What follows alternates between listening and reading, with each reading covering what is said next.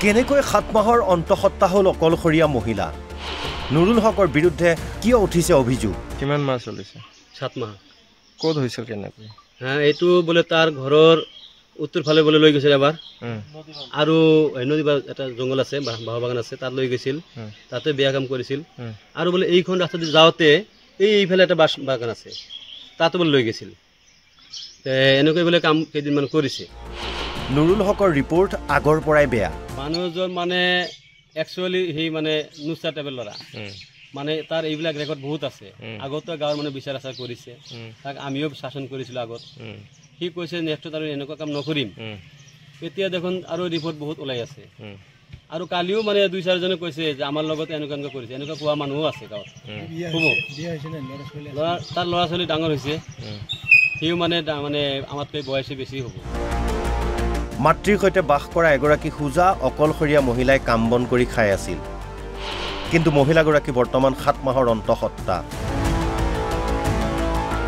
এই কাণ্ড সংঘটিত হৈছে তামাৰহাটৰ উজান পেটলা বৰভিটা গাঁৱত অভিযোগ অনুসৰি একেখন গাঁৱৰে নুৰুল হক নামৰ এজন লোকে মহিলাগৰাকীৰ সৈতে দীৰ্ঘদিন কুকাণ্ড সংঘটিত কৰি আহিছিল কাম কৰিবলৈ যোৱা পথতে মহিলাগৰাকীৰ সৈতে জোৰকৈ সম্বন্ধ স্থাপন কৰাৰ অভিযোগ মহিলাগৰাকীৰ শাৰীৰিক পৰিৱৰ্তন হোৱাতে কুকাণ্ডৰ কথা পোহৰলৈ আহে কালি আমাৰ গাঁৱৰ আমাক জনালে কথাটো যে এই পাগলীজনী যে কাম কৰিব যায়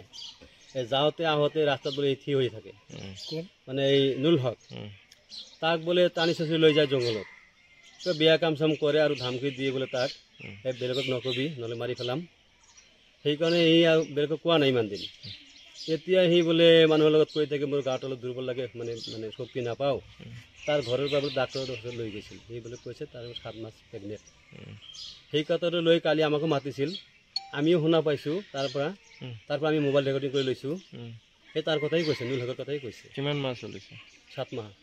ক'ত হৈছিল কেনেকৈ হ্যাঁ এইটো বলে তাৰ ঘৰৰ উত্তৰ ফালে বলে লৈ গৈছিল এবাৰ আৰু নদী এটা জংগল আছে বাহ বাগান আছে তাত লৈ গৈছিল তাতে বিয়া কাম কৰিছিল আৰু বলে এইখন ৰাস্তা দি যাওঁতে এইফালে এটা বাগান আছে তাতে বলে লৈ গৈছিল এনেকৈ বলে কাম কেইদিনমান কৰিছে তাক ক'ব নিদিয়ে সেই ভয় পায় সেই ভয় পোৱাৰ কাৰণে আগতে কাকো কোৱা নাই এনেকৈ থাকোঁতে আজিতো হৈ গ'ল এনেকুৱা ঘটনা এতিয়াতো মানে সি নিজেই কৈ আছে মোক এনেকুৱা অমুক কৰিছিল তাৰ কাৰণে এনেকুৱা হৈ গ'ল ইমান দিন কিয় কোৱা নাই ইমান দিন হৈছে তাক ভয় দেখাইছে তাক মাৰিব মাৰিব মানুহক ক'লে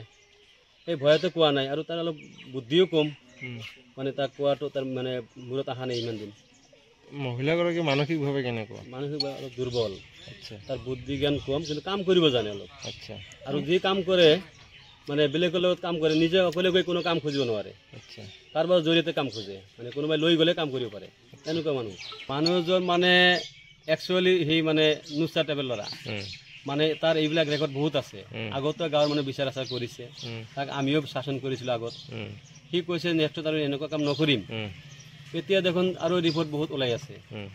আৰু কালিও 2-4 জনে কৈছে যে আমাৰ লগত এনেকুৱা কৰিছে এনেকুৱা কোৱা মানুহও আছে গাঁৱত তাৰ ল'ৰা ছোৱালী ডাঙৰ হৈছে সিও আমাতকৈ বয়সে বেছি হ'ব এতিয়া আপোনালোকে কি বিচাৰিছে এতিয়া আমালোকে ৰাইজে তাৰ এইটো উচিত বিচাৰ বিচাৰিছোঁ যাতে ভৱিষ্যতে এনেকুৱা কাম গাঁৱত নকৰে আমাৰ গাঁওখনে বদনাম হৈ আছে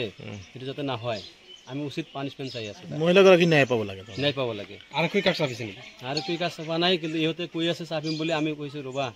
আগত মিডিয়াৰ যোগেদি যাবলৈ দিয়া পিছত যোৱা তোমালোকে এনেকুৱা মই কৈ দিছোঁ তাক এতিয়া নুৰুল হকৰ বিৰুদ্ধে আৰক্ষীৰ কাষ চাপিছে ভুক্তভোগী